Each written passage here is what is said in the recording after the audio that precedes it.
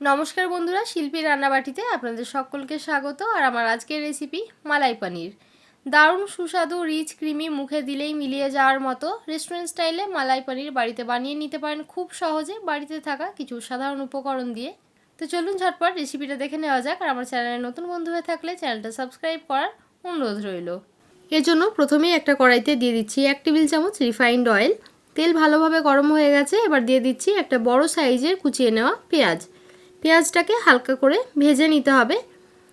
অনেকেই পনিরের গ্রেভি বানানোর সময় পেঁয়াজটা কাঁচা ব্যবহার করি, তবে কাঁচা পেঁয়াজ ব্যবহার করার থেকে যদি এইভাবে ভেজে নেওয়া হয় তাতে রান্নার স্বাদ কিন্তু অনেক গুণে বেড়ে যায়। দেখুন হালকা একটু ভেজে নিয়েছি, একেবারে লালচে করে ভাজিনি, পেঁয়াজটা একটু নরম হয়ে গেছে। এবার তুলে রাখলাম। এবার এই ভেজে নেওয়া পেঁয়াজটা দিয়ে দিলাম একটা মিক্সিং জারের মধ্যে।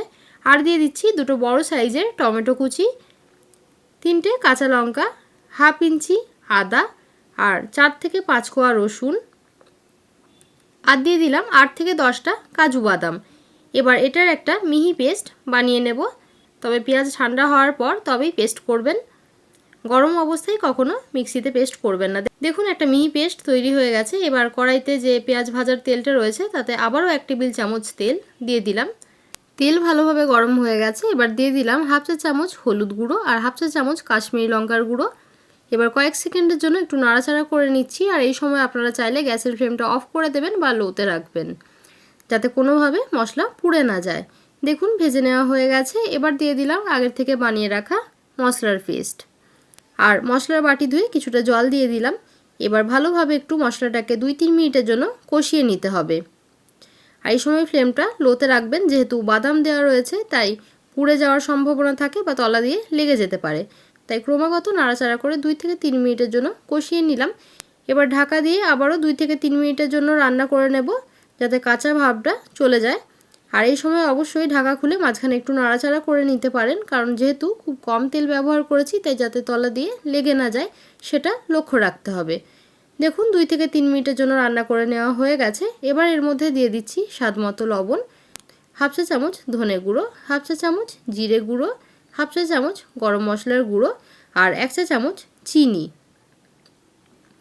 এবার আবারও ভালোভাবে মিশিয়ে 1 থেকে 2 মিনিটের জন্য কষিয়ে নিতে হবে। আর যদি এই সময় আপনাদের খুব বেশি ড্রাই মনে হয় তাহলে অল্প পরিমাণে জল দিয়ে কষিয়ে নিতে পারেন, আর ফ্লেমটা লোতে রাখবেন। দেখুন ভালোভাবে কষিয়ে নেওয়া হয়ে গেছে, অয়েল সেপারেট হচ্ছে। এবার এর মধ্যে দিয়ে দিচ্ছি 3 থেকে 4 টেবিল চামচ খোয়া। আমি এখানে বাড়িতে বানানো খোয়া ব্যবহার করেছি। আপনারা চাইলে বাজার থেকে কিনে আনা খোয়াও ব্যবহার করতে পারেন, তবে চিনির পরিমাণটা একটু বুঝে দিতে হবে।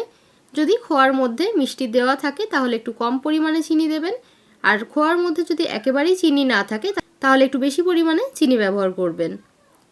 খোয়া দিয়ে ভালোভাবে মিশিয়ে নিচ্ছি। আর যেহেতু মালাই পনির তাই খুব রিচ ক্রিমি টেস্ট হবে, কিন্তু আমরা কোনো রকম দই বা ক্রিম বা মালাই ব্যবহার করব না, তার পরিবর্তে খোয়া ব্যবহার করছি। এর ফলে টেস্টটা অসাধারণ হয়, আপনারা একবার বানিয়ে দেখতে পারেন।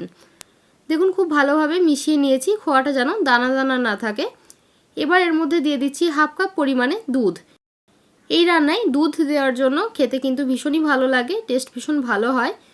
তবে আপনাদের যদি খুব বেশি ঘন মনে হয় সেক্ষেত্রে হাফ কাপের বেশি আর দুধ দেবেন না, জল ব্যবহার করতে পারেন, কারণ হাফ কাপের বেশি দুধ ব্যবহার করলে রান্নাটা খুব রিচ হয়ে যায়, যেটা খেতে ভালো লাগবে না। তাই গ্রেভিটাকে আরও পাতলা করার প্রয়োজন হলে অবশ্যই গরম জল ব্যবহার করবেন। ভালোভাবে মিশিয়ে নেওয়া হয়ে গেছে। এবার দিয়ে দিচ্ছি টুকরো করে কেটে রাখা পনির। আমি এখানে 200 গ্রাম পনির ব্যবহার করেছি। এইভাবে চৌকো টুকরো করে কেটে নিয়েছি। আপনারা নিজেদের ইচ্ছে মতো শেপে কেটে নিতে পারেন। আর এই মালাই পনিরের ক্ষেত্রে পনিরটা কাঁচা ব্যবহার করলে এর স্বাদ ভালো হয়। আলতোভাবে একটু মিশিয়ে দিলাম। এবার ঢাকা দিয়ে রান্না করে নেব 3 মিনিটের জন্য। আর এই সময় ফ্লেমটা লো মিডিয়ামে রাখতে হবে। দেখুন 3 মিনিট রান্না করে নেওয়া হয়ে গেছে, আর পনিরটাও পারফেক্ট কুক হয়ে গেছে। গ্রেভির ঘনত্বটাও ঠিকঠাক রয়েছে। আপনাদের যদি খুব বেশি ঘন মনে হয় আবারও বলছি একটুখানি গরম জল মিশিয়ে দিতে পারেন।